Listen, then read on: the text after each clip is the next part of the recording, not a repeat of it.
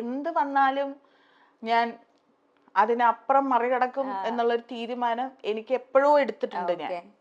ഇനി എന്ത് സംഭവിച്ചാലും ഞാൻ അതെല്ലാം മറികടക്കും എന്നുള്ള തീരുമാനം എനിക്കുണ്ട്. അപ്പൊ ഇനി ശ്രീ എന്ത് കാണിച്ചാലും അത് ശരിയാക്കാനായിട്ട് എനിക്ക് പറ്റും. ആ ഒരു വിശ്വാസത്തിലാണ് ഞാൻ പോണത്.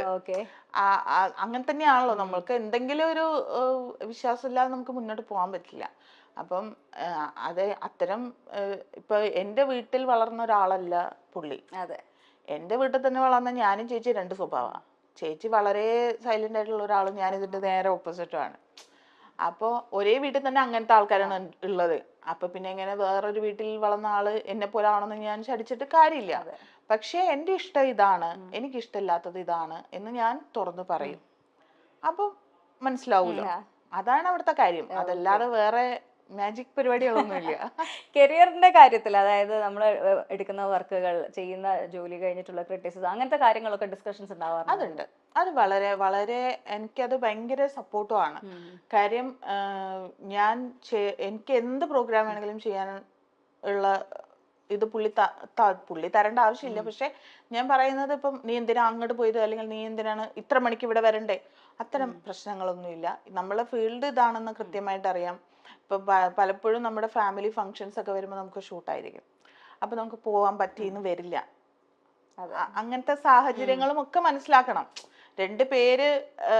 രണ്ടുപേരുടെ സൗകര്യം മാത്രമല്ല, അവിടെ വേറെ ഒരുപാട് കാര്യങ്ങൾ ഉണ്ടാവും.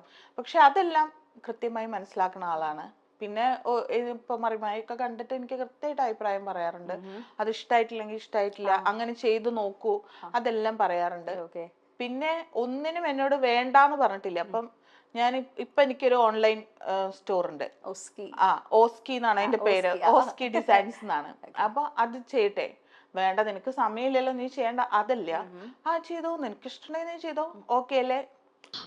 ഉപ്പുമുളക് സീരിയലിലെ ഒരു നടി ആ സീരിയലിൽ തന്നെയുള്ള ബാലുവിനെതിരെയും ആ സീരിയലിൽ തന്നെ അഭിനയിക്കുന്ന SP ശ്രീകുമാറിനെതിരെയും പരാതി കൊടുത്തു എന്ന രീതിയിലാണ് ഈ സംഭവം പുറത്തു വരുന്നത്. ബിജു സോപാനത്തിനെതിരെയും SP ശ്രീകുമാറിനെതിരെയുമായിരുന്നു ഈ പരാതിയുടെ തുടക്കം. ഇവരിൽ ഒരാൾ ലൈംഗികമായി ഉപദ്രവിച്ചു എന്ന് മറ്റൊരാൾ ഭീഷണിപ്പെടുത്തി എന്ന നിലയ്ക്കുമായിരുന്നു പരാതി എത്തിയത്.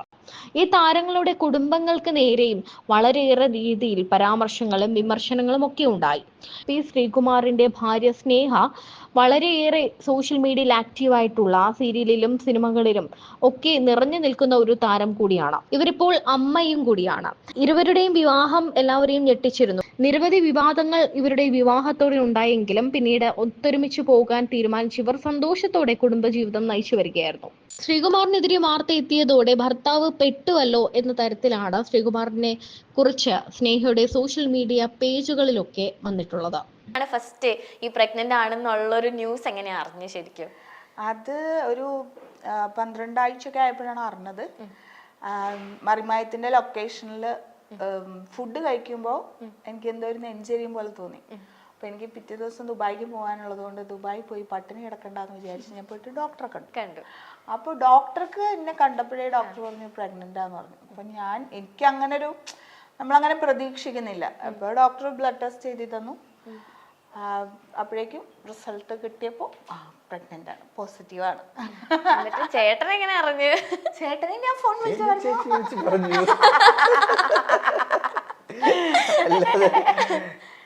ഞാൻ ഷൂട്ടിലായിരുന്നു. അപ്പൊ ചേച്ചി വിളിച്ചു പറഞ്ഞു, അങ്ങനെ അറിഞ്ഞു. അപ്പൊ ചേട്ടൻ എന്താ പറഞ്ഞു? അപ്പോഴെങ്കിലും എന്തെങ്കിലും പറഞ്ഞോ ചേട്ടൻ? ഇല്ല, ഒന്നും മിണ്ടില്ല. അതെന്താ സന്തോഷം കൊണ്ട് അങ്ങ് സ്റ്റക്ക് ആയി പോയി കാണുമല്ലേ? അല്ലേ? മാത്രമല്ല, ഷൂട്ട് നടക്കുകയായിരുന്നു. ഞങ്ങള് ലേപ്പിൽ വെച്ചിട്ട് ഷൂട്ട് ചെയ്യുന്നത്, ലൈവ് റെക്കോർഡിംഗ് ആണ്. അപ്പൊ മിണ്ടാൻ പാടില്ലല്ലോ, ഇവിടെ നമ്മള് റെക്കോർഡ് ചെയ്യുന്ന പോലെ എല്ലാം സൈലന്റ്.